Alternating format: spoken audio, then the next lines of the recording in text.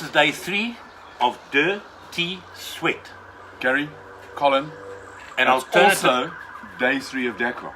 yes, and this is the alternative look at Dakar 2018. A couple of questions we need to answer for a couple of people, Colin.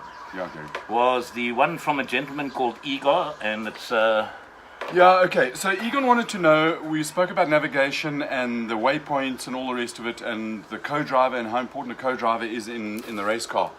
And his question was, what about the bikes and the quads? Egon, it's actually pretty simple. The bikes and the quads have got a route book, which has got pretty much the same kind of instructions that the cars have got, but where the navigator turns the pages, it's almost like a long toilet roll. So the route book is in a long roll, and it's fixed into a route book reader machine thingy on the top of the bike, which is connected to the distance. So as they're driving along on their bike, this little sheet rolls up. it rolls forward, and it's doubly difficult because the driver of the car has got to sit and read the conditions and listen to where his co-driver is telling him where to go. Yeah. But the bike guy, he's got to read the road and he's got to watch the thing and to see where he goes. Okay. So it's super double difficult. Just- So Egon, hope that... Yeah, just Igor, Igor, to help you on that one, just to understand, that's why the bikes have this, what looks like a tower in front of them, just above the light. It looks like a big tower coming up in front of the bike. So it stands up a lot higher than the average 450 Windscreen. off-road bike that you might have, that people run normally enduros with, that don't have this. So you've got this little windscreen that comes up, and it all sits in there. It's in front of the handlebars and above that. So that one's answered. So today, Today, day 3, a lot of I guys, thought we should look at facts, figures, and the third F is food. food. So let's start with a couple of facts, because I got some things wrong and some friends phoned and spoke in various ways and means. Thank you all for your interaction. I really appreciate it. We try and we need your help. This is a team effort, and actually and we'll get into a little bit later about South Africa taking on the world and the boys from the shed. And We'll explain the shed the shed. later on in one of the other broadcasts. Okay, but so it's facts. known as the shed. Fact. Ronan Shabot, he had a minor stroke yesterday afternoon. When he came out of the stage, he's withdrawn, and he's back in Lima on his way home. What was he driving? He was in an overdrive Toyota. Oh, okay. I met him last year, great guy, solid, great competitor, nice guy, and yeah, poo happens. Well, and so let's hope when he gets back and he feels great, and hopefully he comes back and does it again next year. Then we also spoke about Alvarez and Howie and the barrel roll. And this is where day one, we spoke about patience. Patience in this event, not only as a competitor or as a crewman, but as a spectator. So the loose information comes, and the car was lying like a turtle in the middle of a hole in the desert. Yeah, but he actually slid down into that hole and ended up on its roof. They got stuck. Yeah. And they were reversing down to get a bit more momentum, turned, and it went glunk and fell on its roof. Oh, okay. Then they had to wait for somebody to pull them over. And luckily it wasn't like that other guy who they pulled sort of sideways down the mountain and he barrel rolled. That was one of the fancy Fords. Yeah, that was a proper barrel roll. And then it took them another long time to get out of there. So they lost about 3 and a bit hours, and so That's they're correct. not really happy. That was the one thing. The other was Matthew Balmore, navigating for NASA. The report said that he had food sickness. It wasn't. It was a combination of some kind of altitude motion, severe vomiting. Vomiting so bad. Normally the driver would carry on driving and tell the co-pilot just to Stick his head out the window. well and harden up, and he'd actually vomit in the car. Yeah. But Matthew was so bad that NASA stopped twice, and he puked, and so all over the place. Well, he's got better. Yeah, but the good thing is that fortunately we do have certain comms out there, and we have information from the team that is feeling great today, and they are going for it, and they are doing pretty well today, which we'll come to a bit later. When he got back to the bivouac, he was really great. Oh, and bonjour, mon ami, français. Konnichiwa Toyota. We have to. This is war. This is France and against South Africa with a minor backing from Japan. And one more, Yeah, only because I know the guys in South Africa. yeah. To Motel sponsoring this big Dakar event, thanks for bringing it to us. And I'll tell you what, what used to be Malimoto, the guys who do the thing on their own, these guys are absolutely crazy. They have a trunk, one trunk. It's about that big. You're talking about the smaller teams now. No, I'm talking about the independent bike guys. Oh, okay. Motorbike guys. So they got one bag and them. So this is how Dakar was originally. So it's gone back to the Motul original. Yeah. They go, they prepare their bike, they ride it, they come back, they eat, they prepare, they sleep, and repeat Till they get to the end of Dakar. till they get to the end. So we've got facts, we've got figures, and we've got food. And I have to go back here in terms of personnel. So hall speed, or as I was told today, it is Gatspoed, because this is South Africa. Hall speed, Gatspoed. So those of you, you'll get it. There are 91 cars that started Dakar, T2 cars, T1s and T2s. 25 out of 91 were built in the shed by hall speed. It is absolutely, it's mind-blowing. So the numbers I had were also a little bit wrong. You've got more than 150 marching French in their unbelievably stylish uniforms, as only the French can do. That is the Peugeot team, by the way. Yeah. And 23 South Africans, that includes Glyn, who doesn't lift a spanner, and the physio who works on the drivers, and who prepares all their drinks. Which brings us kind of from facts to food, sort of. Yeah. What do these guys eat when they're on the Dakar? I mean, they can't go to the local take me out and get something. No. Although I know you used to. That was a great thing for mechanics, some of the fast food. So they need Janil, take him for instance. Yeah. The guy's he's a bit of a nutter, as most top sportsmen are. He takes Bovril from South Africa because he liked breakfast, oats, toast, and Bovril. You're kidding me. No. You mix the Bovril into the... No, man, he puts a Bovril on the toast. I mean, okay. No, man, you have the oats and you eat the oats. I was going to say, I just want to know what oats tastes like with Bovril. Well, hell, we wouldn't know. That's Janelle for you. Yeah. Okay, and just go back to some figures. Okay, so now they've got breakfast, and then physio lady prepares drinks for them, and each driver has got their own drinks that goes in the car. These are nutritional type drinks that feed them Absolutely. while they're on the day, because they don't stop for lunch. No. So there's no lunch break or tea break. Well, unless the car gets to a place, a designated break. But generally, you're racing for, it can be up to 7 hours at a time. So in that 7 hours, they've got to have liquids. You need carbohydrates to keep your body going. They need energy, and they need food. So you'll see. Just a quick one on that, if I may ask you. Sorry to interrupt you. In other words, if we take today's stage, the guy should finish today's stage in around about 3 hours and 40 minutes. Yeah. Okay. But there was another 275 kilometers of liaison before they got to the start of special stage. Okay. Now so that liaison and the special stage, which is 280 odd kilometers, there's no eating. No.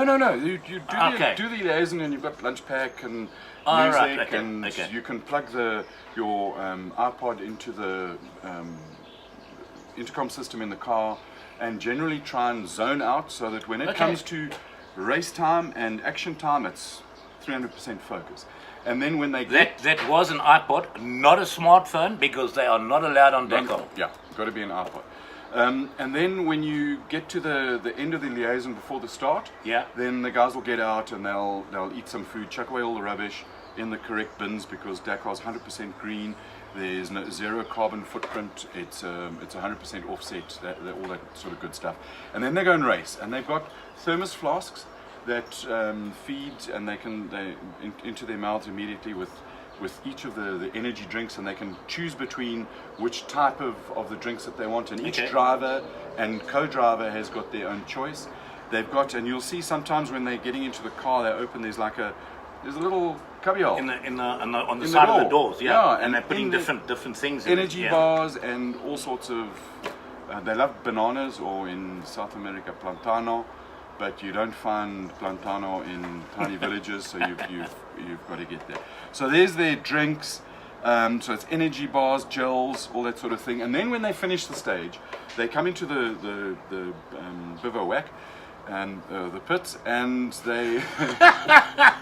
Sorry. Yeah, sorry. A lot of people have picked us out in the pronunciation Some of of the my word pronunciation is not so good, so it's not the pits because it's actually quite nice. We'll call it the bivouac.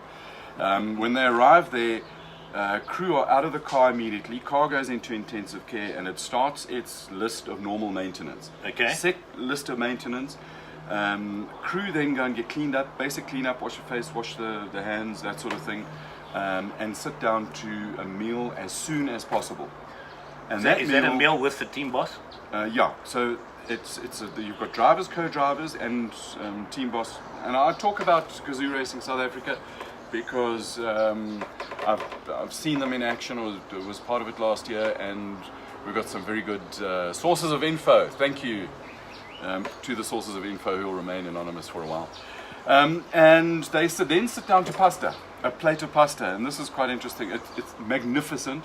Gets smashed down, and while they're busy eating, they're talking and sharing info of what the car did, what it didn't do, any issues that might be there, that Glenn will then prioritize and give to the Mackies, who just happen to be led by Mac, who's the chief Mackie of the... In case you ever watch us, Mac. Hi, Mac. Good work, buddy.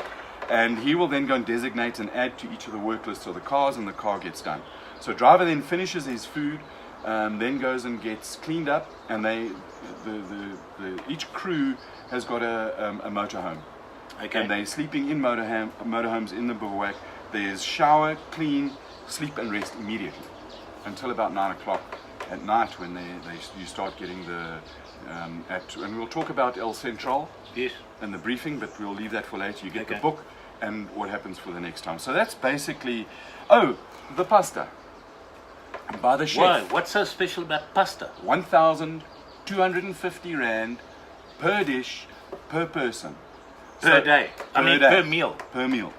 So this, look, it tastes very nice. But for the team, it's 100,000 rand of pasta for Dakar. That's a lot of munchies. A lot of pasta. And that sort of leads us into, so there's 100 grand of pasta and 250,000 rands worth of fuel for all the vehicles. 250,000 rands worth of fuel that a team the size of Toyota, in other words, a 3-4 car team, will use for Dakar. Yeah. That's a lot of fuel. It's a lot of fuel, it's a lot of pasta.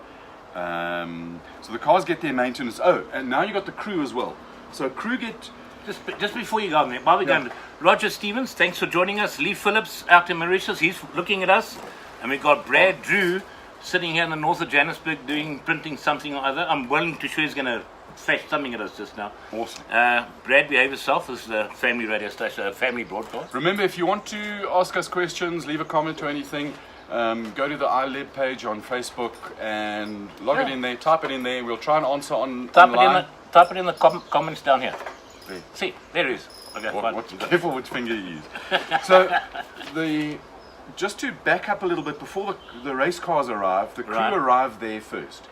And they go off, and the first thing you do is get out of your cars into the meal hall. And this is where the two parts of Dakar come in. You've got works drivers who eat 1,250 Rand with the pastas about within 15 minutes of getting out of the car.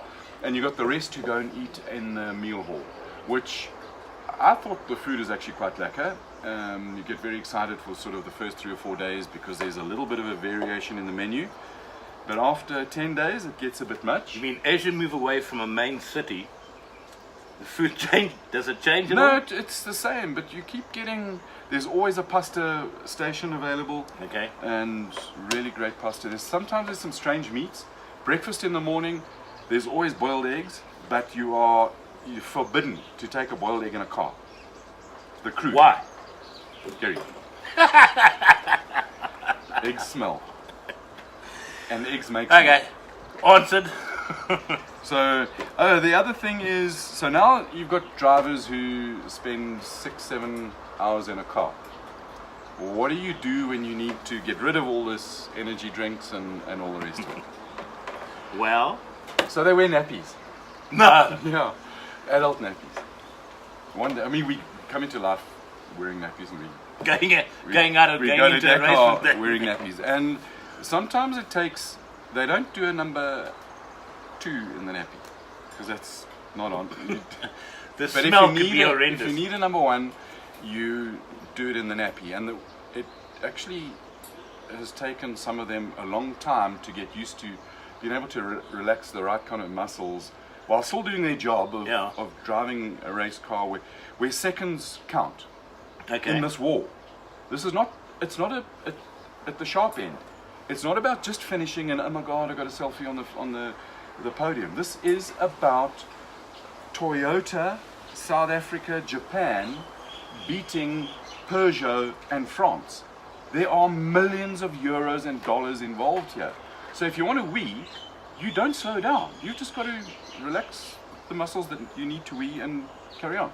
Or How many race suits do these guys take with them on these Dakar things? Do they have a fresh one every day?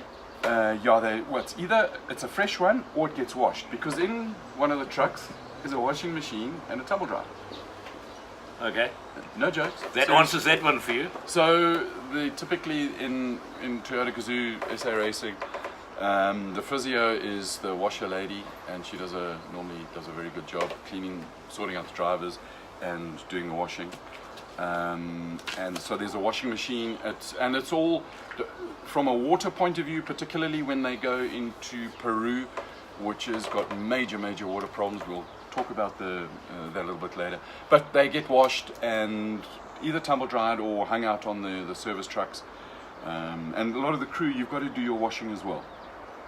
Even though you've got 20 odd t-shirts, 15 pairs of socks. Yeah. You know, the team kit that you wear, so that you've always got Something fresh for Really? the day when you near the can't end, do that. Near the end, if you haven't been doing washing, you got a problem. So it's hell of a interesting.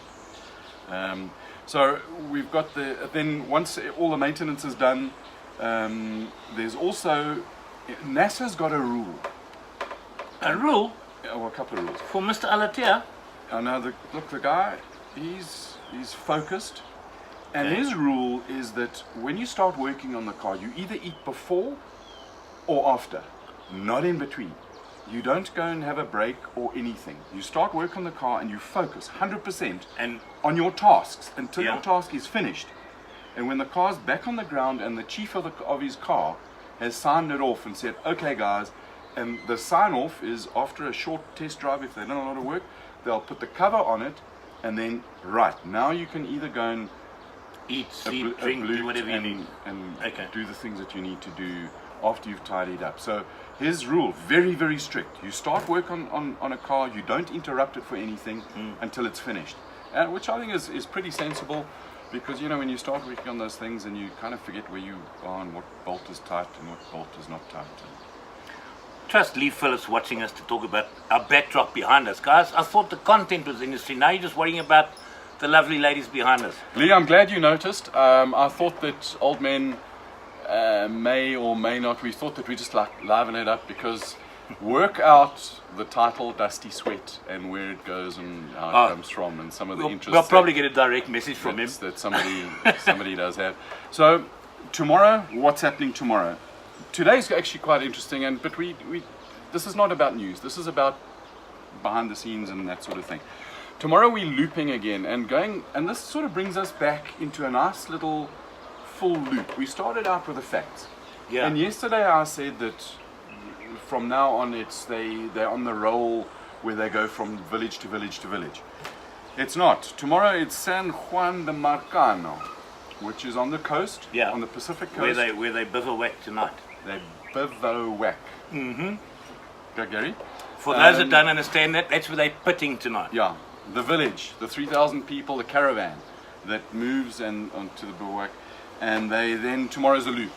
But interestingly, in the loop, they first do a special of 330 k's, and the special ends not back at the bivouac, and there's another 114 kilometers that they'll drive back. Yeah. So what will happen there is that because there is the bivouac and all the service cars are in one area, Yeah. their routes don't coincide. So the Oh, race, really? No, they're not going anywhere. So therefore there's no route. You mean this is chill time for mechanics because they're sitting in one place? They've just got to They're wait. not. They can't go out to the end of the stage. So that if you break the car and you bring it back. Okay.